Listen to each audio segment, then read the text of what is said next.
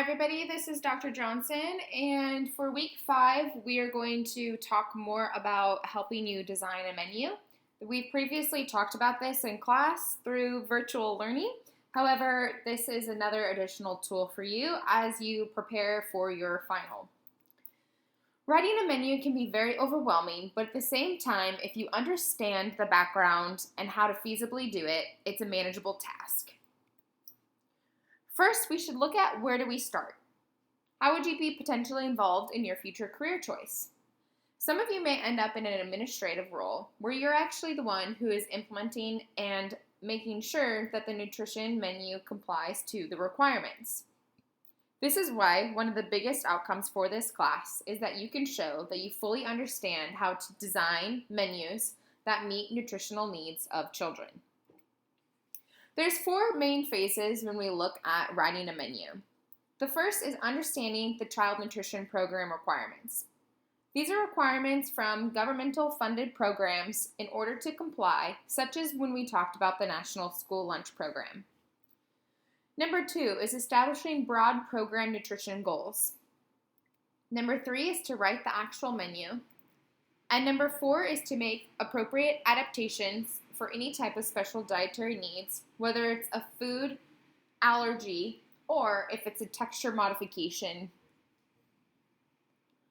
First and foremost, it's important to understand the requirements. There's another video that I have linked talking about the Child and Adult Care Food Program requirement. Last week, we talked about the National School Lunch Program and the School Breakfast Program requirements, and all 3 of these programs comply with the Dietary Guidelines for America, which changes every 5 years. In addition, it does meet the dietary reference intakes, which we've previously discussed in this class. The CACFP program is what you will be using when you design your menu for this class. So the teacher's role could be anywhere from in a small setting, writing menus, into a larger setting where you're just serving and supervising the meal times. It's important to link the children with special dietary needs and the food service staff. If a child has some type of food allergy, it must be documented in order for the food service staff to know. Precautions will be taken depending on the severity of the food allergen and making sure that the child doesn't receive any of the foods that they are allergic to. There are always modifications on menus. Things like soy milk can be offered instead of regular milk. Lactate could be offered if there's a lactose intolerant.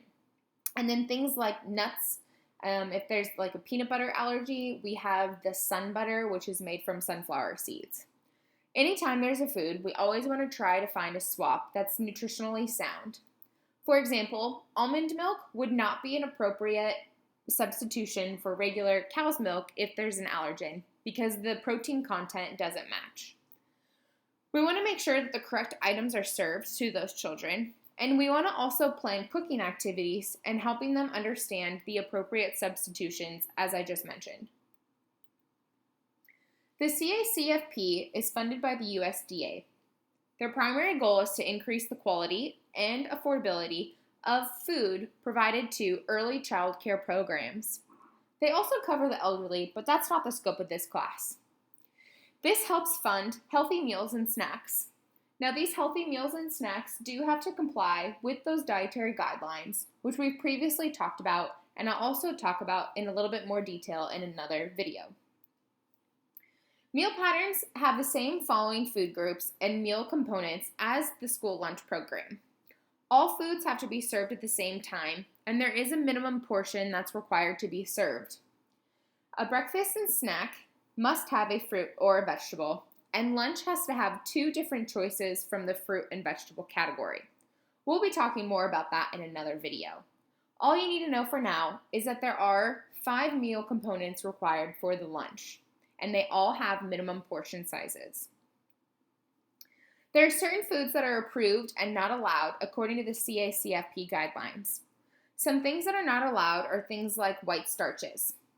So when I'm talking about white starches, what I mean is white bread.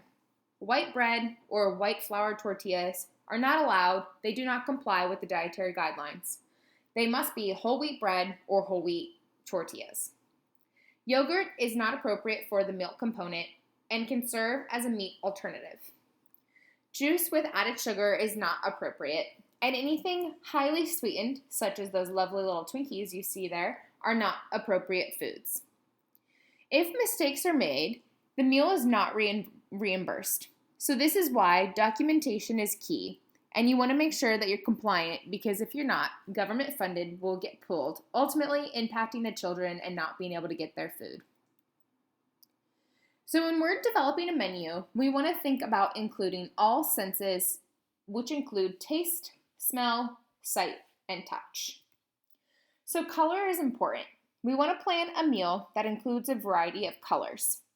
Make sure that even within the week, you have a variety of colors and you don't offer the same fruit or vegetable color 2 days in a row. Texture is another great way. With texture, we want to have some soft foods, some hard foods, some crispy. We don't want to have all soft, bland foods because that could be pretty boring. The temperature. We want to mix up temperatures. We want to have cold food, room temperature food, hot items, etc. The size and shape. Food can be fun and more appealing in different sizes and shapes, especially when we're talking about kids. That's a good way to increase variety. For example, carrots tend to be a more favored vegetable, and there's a bunch of different ways that we can cut carrots to make it fun. And finally, flavor.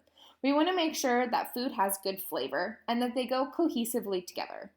This is an important thing when we're planning out the entree and the sides. Establishing nutrition goals. What does the science-based evidence say? Well, we've previously talked about how kiddos are not eating enough nutrient-dense foods. So we want to offer more fruits and vegetables, and we want to encourage whole grains. We also want to limit fats, especially the solid fats that don't really provide those healthy alternatives. We want to focus on our fat coming from the unsaturated fats. Additionally, we can look at providing our menus to support sustainability and incorporating locally grown food as much as possible. One type of menu which you'll be working on for the final in this class is called a cycle menu. A cycle menu basically is going to repeat after a given number of days. For example, it could repeat on a weekly basis, a monthly basis, or even a bi-monthly basis. A cycle menu is cost and time effective. It also helps to reduce food waste. This is an important way to control the budget. Because the food service workers are used to the labor behind cooking the certain meals on given days, it makes for a very effective menu. This is a good way to incorporate that budget aspect and also monthly incorporate some of those seasonal foods. I want you to pause the video. Look at this menu. What do you think about it? If you notice that everything is white and everything mostly is soft, you nailed it. We want to make sure that we provide alternatives and have more color. One thing to keep in mind is you don't want to serve the same color of fruit and vegetable. For example, if you had carrots and an orange on the same day, those are both orange produce. We want to be mindful about the colors within the day. Additionally, we want to make sure that we can accommodate for common food allergens. Anytime there's a food allergen identified, we have to provide an alternative that's nutritionally equivalent to the food allergen. And finally, we want to consider cultural preferences. It's important for kids to feel like they recognize and understand foods that are familiar and at home to them.